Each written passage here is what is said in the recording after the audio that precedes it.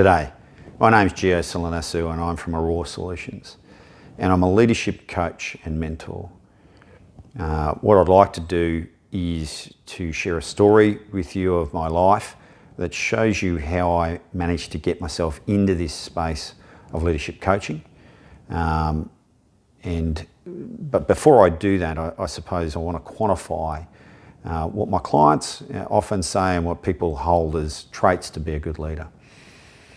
So when I often ask my clients what that is, they'll say to me, a good leader is somebody that's got a good set direction, know exactly where we're going. Somebody that's calm in the middle of chaotic occasions. Somebody that is able to empower others around them and build them up to more than what they think they can be. Somebody that, genuinely connects to other people. And through that connection, garners that empowerment. So with the basis of those as leadership traits, I'll go into my story. So when I was 8 years of age, my relationship with my father changed. Prior to this time, I didn't recognise anything, but at this point in my life, he started to become quite angry, and I ended up being the focal point of that anger. So he would physically abuse me. And, what would occur is that we'd have these, he was a physically big man.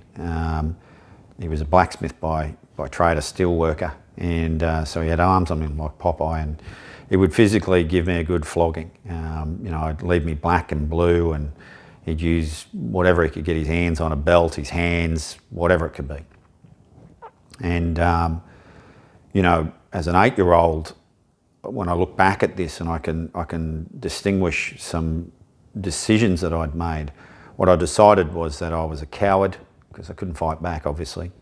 I was unlovable and I was unvaluable. And this went on for a number of years. And I remember a second instance when I was about 11 where I made a new distinction. I remember going to school one day and we had swimming on this day and we were all in a dressing shed, and I'd been pretty good at hiding it. So, I was ashamed of the marks that were on my body, obviously, and I had to go swimming. And so I took my shirt off, and there was a collective gasp in the room of the other kids, and there was a teacher in there as well. And the gasp was around the state of my back. I was black and blue. There were hand marks, belt marks, you name it. I was black and blue. And at this point in time, I decided that what was happening to me was obviously wrong. Because for that reaction to turn up, that was wrong. And the consequence of that decision was that sent me into a place of victimhood. My father was doing this to me, and so therefore I was the victim of physical abuse, domestic abuse. And these are logical decisions to make at the time, but I'll come to why I'm distinguishing them as decisions in a bit. At about 15 years of age, I'm copping a hiding from him, and he's standing over the top of me and he's beating me close-fisted, and I'm lying on the ground, I've covered up, and he's screaming at me, not even a donkey so stupid to do the same thing wrong 3 times. And I remember he finishes and I stand up and I look at him and I said, well, mate, how good are you going? I said, you've been flogging me for the same stuff over and over, and you don't realise that you're not going to change my behaviour. You're going to have to kill me first. And in this moment, I saw genuine fear in his eyes, which gave me this new sense. It was something that I'd never experienced before. It was a sense of power. See, remembering that I'd decided that I was a coward for not being able to fight back, and I still wasn't physically able to fight him back. He would have the wood on me in that area for a long, long time. It would be in my 20s before I was physically big enough to be able to defend myself, despite the fact I didn't need to. But I felt power at this point in time, and I was ill-equipped to deal with that. I was a young man, very low self-esteem, very low self-confidence. But what I started to do was fight. I started to fight, I started to drink, I started to drink, I started to fight. It became a bit of a cycle, which sort of took me right up. I played footy. If there was a fight on the footy field, you'd run in. I had mates that didn't have any dramas finding blues to get into, and so I'd always help them, on the premise of one in, all in, basically. And we'd go on blue. And I got to about 23 and I really remember this, a new decision coming. I didn't like what was happening. I didn't feel, I was doing all of this because I wanted to feel better about myself, more powerful about myself. But what I actually started to feel was worse about myself. I could see myself becoming my father. And so at about 23, I cleaned myself up. I got off the drink. I enrolled myself in a construction management diploma, and I started to date. And then I found, in this process, I'd been about 6 months. I started to date, and I met my wife, to be of 24 years. And in that was interesting because remembering that the fundamentals of me is still fairly low self-esteem. I'd cleaned myself up and I was starting to get on the right track, but my esteem was very low.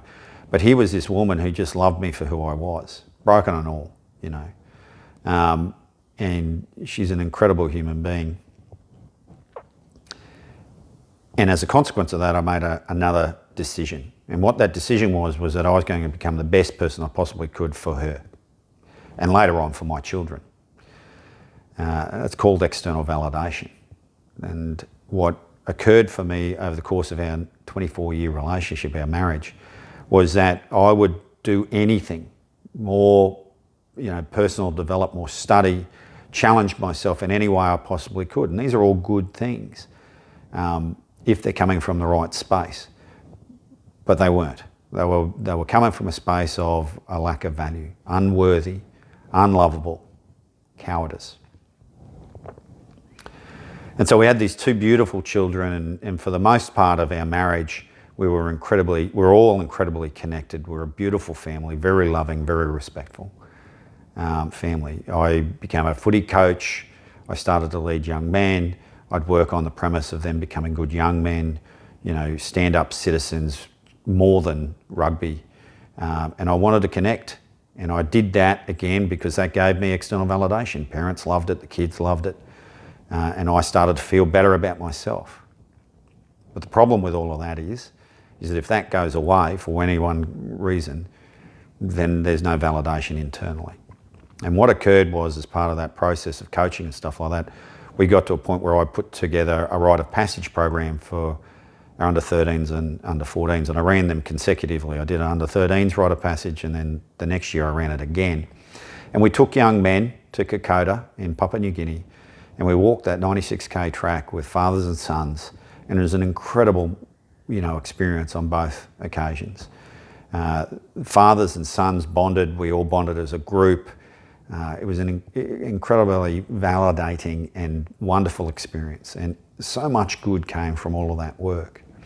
But on the second trek, I became increasingly aware that I was desperately unhappy. I was unhappy in my marriage, and again, nothing to do with my wife. This is all inside of myself. I couldn't find, despite everything that I was creating in my life, I could not find a place of love and value. And that was really, really difficult. And so, a couple of months after I got back from Kokoda the second year, I ended my marriage. Now, this set a chain of events that I didn't see coming. I'd ended this because I was in pain, but what came was more pain. I went into a space where I ended up in an 8-day panic attack. I was physically unwell. And in the middle of the 8-day panic attack, or just prior to this 8-day panic attack, I'd reached out to a friend, and he'd put me in contact with a mentor, and I'd been seeing a psychologist at this point in time, and it wasn't really having an impact. And I went into this 8-day panic attack, and in the midst of it, my mentor said to me, "Gio, you need to take responsibility for everything, the whole, including you getting beaten when you're an 8-year-old. You have to take full responsibility for creating it all." Now, I resisted that, I've got to tell you. But what she was very eloquent in doing was to show me that if I didn't take responsibility for it, I was never going to be able to change the context of it. I was never going to be able to see it a different way, make different decisions about it, make different decisions about me. And in this moment, started to change my whole life. So slowly but surely, I started to take responsibility for everything. Responsibility for creating my father to beat me, and seeing that as a different thing. So now I've totally healed in that area with my father. I've forgiven him for everything that occurred. I understand fully that he's a good man who did some ordinary things, but what he did wasn't who he is. A lot of what came from him was fear of his own inabilities. And as a consequence of taking responsibility, what I was able to do was to start to find some genuine connection to who I am, love and value of myself. I stopped seeing myself as unlovable. I stopped seeing myself as unvaluable, and I stopped seeing myself as a coward. In fact, what I've come to understand about myself is that continuing to find and struggle and strive to find my way through this is incredibly courageous. What it led me to was a place that has me sharing this story today, a place of being able to dive into vulnerability. Because for every great leader, connection comes from dealing with your shame, which is what I've done, but being able to express yourself in a way where you can be totally open and vulnerable to the consequences that come. When you do that, the people in front of you that you're leading, that you're affecting, that you're influencing, open up to you, and then they start to share from the same space. And when they start to share from the same space, what you start to see is this beautiful flow of human beings showing who they truly are, which is a gift to this planet, instead of hiding it behind the masks that we've all got, you know.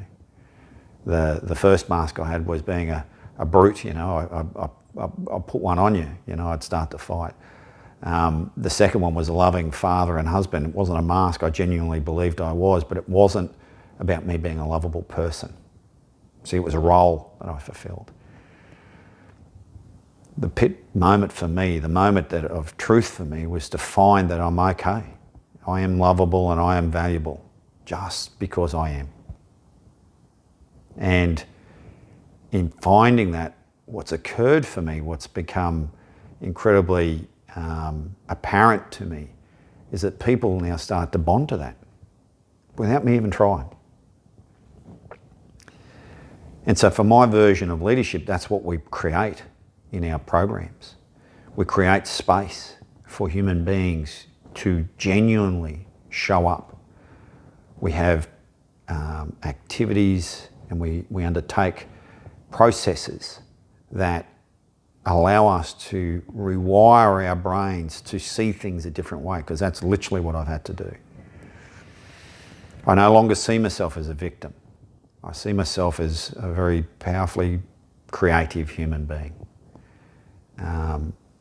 And what I look to do now is to share that process, those moments, distinctions, so that those people who wish to engage in it find that for themselves. See, for me now, you know, the greatest reward is to sit in front of a person and watch them open up to who they truly are. And I see that, and it's just a privilege. It's an honour to be a part of that process. So if you'd like to, you know, hear more on that, well, I'll have some more on that on some future videos. But also, you know, click on our website, www.auroresolutions.com.au. My name's Gio. I'm a leadership coach, and I really look forward to working with you.